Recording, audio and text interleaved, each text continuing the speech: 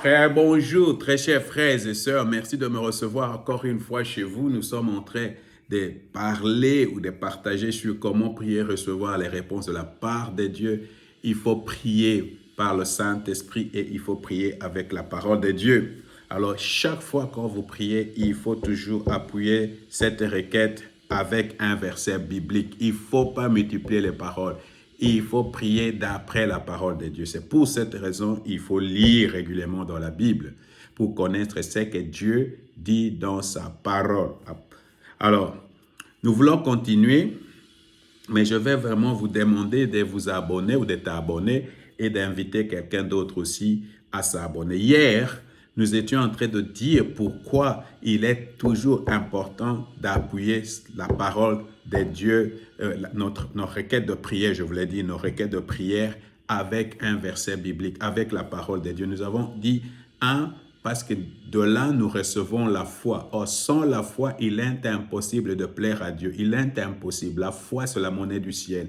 La foi, c'est ce qui nous fait, c'est le chèque qui fait que nous pouvons aller prendre l'argent, la provision. La provision, c'est la promesse, qui fait que la promesse devient une réalité. Alors, sans la foi, c'est impossible de plaire à Dieu. Alors, en priant avec la parole de Dieu, nous recevons la foi. Non pas seulement nous recevons la foi, nous comptons sur la fidélité de Dieu parce que nous savons Dieu est fidèle. Il est derrière sa parole. Dieu a une réputation à défendre. Alors, quand tu prends la parole de Dieu et que tu commences à proclamer cette parole-là, tu commences à l'utiliser dans ta prière, Dieu est obligé d'honorer sa parole parce qu'il ne peut pas mentir. Alors, je vais encore donner 3 raisons. Il y en a plus, mais je donne 3 raisons que moi j'ai trouvées. Tu peux chercher, il y en a peut-être 100, je ne sais pas, mais tu peux aussi chercher et trouver. Alors, pourquoi nous devons prier avec la parole?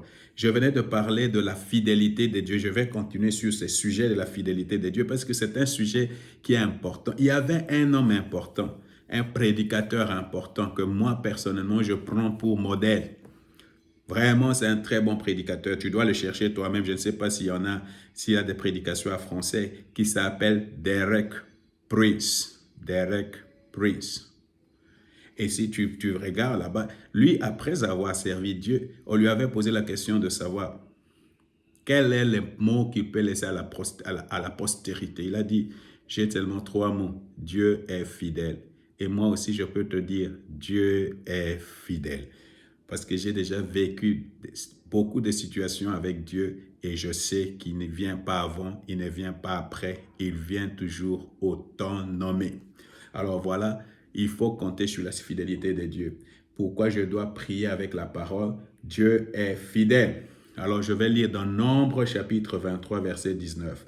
Dieu n'est pas un homme pour mentir, ni un humain pour se repentir. A-t-il jamais parlé sans qu'il tienne parole et n'accomplit-il pas ce qu'il a déclaré? Dieu ne ment pas. S'il dit quelque chose, il va l'accomplir. C'est pour cette raison qu'il faut prier avec la parole. Je vais lire 1 Samuel, chapitre 15, verset 29. Sois-en certain, c'est lui qui est la gloire d'Israël, ne ment pas et ne se rétractera pas, car il n'est pas comme un être humain pour se rétracter.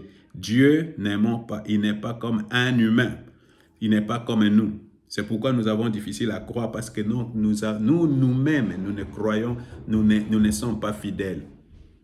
Nous mentons beaucoup. Alors nous pensons que Dieu ment comme nous. Non, Dieu n'est pas comme nous. Dieu n'est pas comme ton père. Dieu n'est pas comme ta mère. Dieu n'est pas comme tes amis. Dieu n'est pas comme ton mari. Il ment. Mais Dieu ne ment pas. Il ne change pas. Alors ça, c'est très important. Il faut lire Hébreux chapitre 6, verset 18. Ainsi, il nous a mis en présence des 2 actes irrévocables dans lesquels il est impossible que Dieu mente. Ces actes constituent un puissant encouragement pour nous qui avons cherché refuge en saisissant fermement l'espérance qui nous est proposée. Pourquoi il faut prier avec la parole? Parce que Dieu ne ment pas. C'est le diable qui ment, mais Dieu ne ment pas. Je vais lire Hébreux chapitre 10, verset 23. Restons fermement attachés à l'espérance que nous reconnaissons comme vraie, sans fléchir, car c'est lui qui nous a fait les promesses est fidèle. Comment il est? Il est fidèle. Alors, si tu veux continuer sur ces sujets de la fidélité de Dieu, tu dois encore lire 1 Corinthiens chapitre 1, verset 9, 1 Thessaloniciens chapitre 5, verset 23, si je ne m'abuse pas, verset 23, verset 24. Tu dois encore lire 2 Thessaloniciens chapitre 3, verset 3, et tu peux encore lire 1 Timothée chapitre 2, verset 2. Là, la Bible dit, Dieu est fidèle, même si nous sommes infidèles. Même si toi tu es infidèle, lui il reste fidèle. Ok, maintenant, pourquoi nous devons continuer à prier avec la parole de Dieu? Alors, si nous voulons continuer à prier avec la parole de Dieu, parce que la parole de Dieu est efficace, elle est vivante et efficace. La parole de Dieu est vivante et efficace.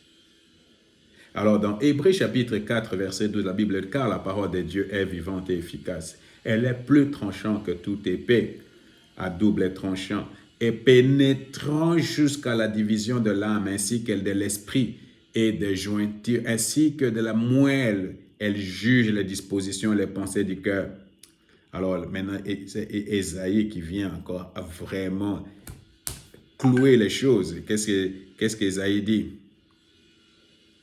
Qu'est-ce qu'Ésaïe dit? La pluie et la neige descendent du ciel et n'y retournent pas sans avoir arrosé la terre, sans l'avoir fécondée et avoir fait germer ses plantes, sans avoir fourni de la semence au semeur et du pain à celui qui mange. Il en a de même pour ma parole, celle qui sort de ma bouche. Elle ne revient pas en moi sans effet, sans avoir fait ce que je désire et remplir la mission que je lui ai confiée. Alors, quand nous prions avec la parole de Dieu, cette parole ne va pas rester sans effet. Alors, le plus important dans tout cela, quand Dieu te donne une promesse, c'est pour cette raison qu'il ne faut pas relâcher, c'est pour cette raison qu'il faut attendre avec patience, c'est cette raison qu'il faut prier avec zèle, parce que Dieu est capable d'accomplir sa parole. Dieu a la capacité de performer, de mettre sa parole en exécution et de la rendre réelle. Dieu a cette capacité, Dieu a cette puissance. Écoute ce que la Bible dit. Dans Jérémie chapitre 1, verset 12, « Tu as bien vu, me dit l'Éternel, eh bien, je veille sur ma parole pour accomplir ce que je dis. » Qu'est-ce que Dieu fait? Je veille sur ma parole. Il prend soin de veiller sur sa parole parce qu'il a une réputation à défendre. Alors, dans Romains chapitre 4, verset 20 à 21, il s'agit ici d'Abraham. Il faut commencer à lire à partir de verset 17 jusqu'à 21 pour que tu comprennes un peu le contexte. Alors, moi, j'ai raccourci ici. Alors, Romains chapitre 4, verset 20 à 21. Il n'a pas douté par incrédulité de la promesse de Dieu, mais il a été fortifié par la foi et il a rendu gloire à Dieu, car il avait la pleine conviction que ce que Dieu promet, il peut aussi l'accomplir. Alors c'est pour cette raison, quand je sais que Dieu a promis ceci, et je sais que Dieu aussi est en mesure d'accomplir ce qu'il a dit. Il a promis, il va accomplir parce qu'il en a la capacité. Alors voilà, frère, comment nous prions par la parole, parce que nous faisons confiance à Dieu. Alors, si tu veux aussi expérimenter cela, tu dois connaître ce que Dieu dit. C'est la première des choses. Il faut prendre cette parole, prier avec. Après, il faut commencer maintenant à remercier Dieu. Après, il faut attendre l'accomplissement. Il ne faut pas abandonner. Parce que c'est lui qui a donné la promesse est fidèle. Alors que le Seigneur te bénisse. Maintenant là, nous allons parler de ce qu'on appelle la prière de la foi. Tu as déjà entendu parler de ça, non? Que le Seigneur te bénisse. Tu vas comprendre ce que ça veut dire, la prière de foi. Que le Seigneur te bénisse.